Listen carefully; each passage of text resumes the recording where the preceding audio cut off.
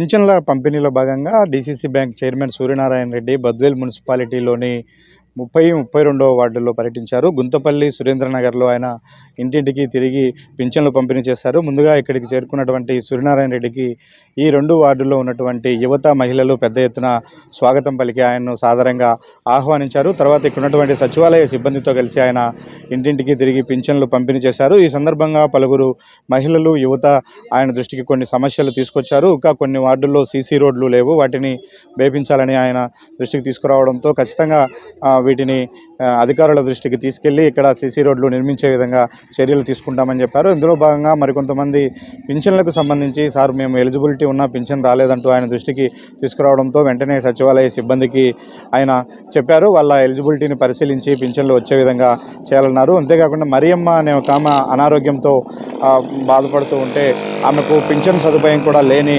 నేపథ్యంలో తన సొంత నిధుల నుంచి 5,000 రూపాయలు ఆమెకు ఆర్థిక సాయం కూడా చేసిన పరిస్థితి కనిపిస్తూ ఉంది.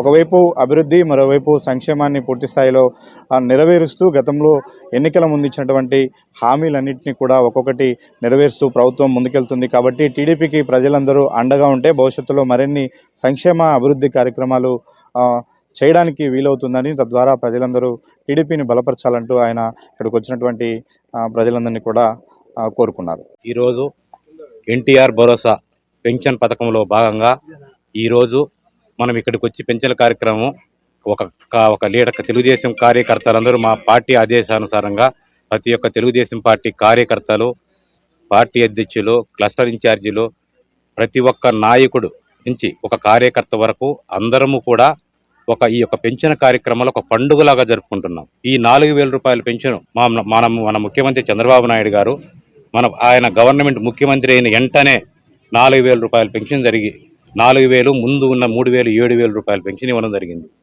ఈరోజు మన జిల్లాలో దాదాపు 2,80,000 మందికి ఈరోజు దాదాపు 133 కోట్ల రూపాయలు ఈరోజు 2 గంటల్లోనే ఈ యొక్క పెన్షన్ కార్యక్రమం డిస్ట్రిబ్యూషన్ జరిగింది.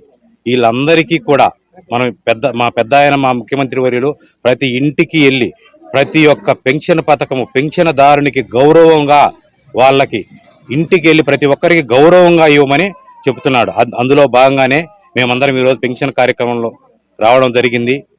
ఈ పెన్షన్ కార్యక్రమాల్లో ఏ రాష్ట్రంలో లేని విధంగా 4,000 రూపాయల పెన్షన్ చాలా ఏ రాష్ట్రంలో మన ఇండియాలో ఎక్కడా లేదు. అట్లాంటి పెన్షన్ను దిగ్విజయంగా చేపడుతున్నారు.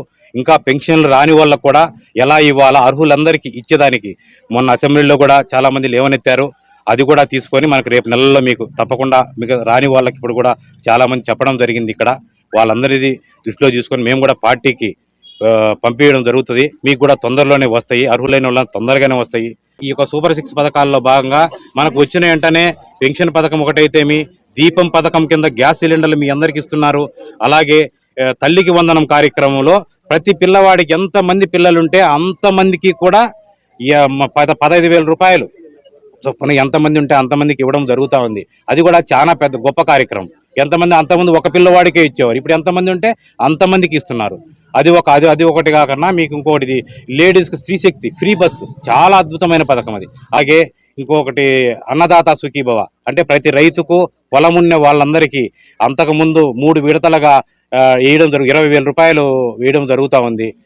సెంట్రల్ గవర్నమెంటు, స్టేట్ గవర్నమెంట్ 2 కలిపి కూడా. అలాగే ఏ పథకం చెప్పాడో చెప్పిన పథకాలన్నిటినీ సద్వినియోగం చేసుకునే విధంగా అందరికీ మేలు చేకూరేలాగా మన ముఖ్యమంత్రి చంద్రబాబు నాయుడు గారు చేయడం జరుగుతూ ఉంది. అలాగే ఆయన సూపర్ 6 ఒక అభివృద్ధే కాదు, సంక్షేమం ఒక సైడు, అభివృద్ధి ఒక సైడు, రెండు ఒక జోడెద్దుల్లాగా తీసుకెళ్తూ మీ అందరికీ మేలు చేకూరాలని ఆయన ఆకాంక్ష, ఈ వయసులో ఆయన పట్టుదలతో చాలా ముందుకెళ్తున్నాడు.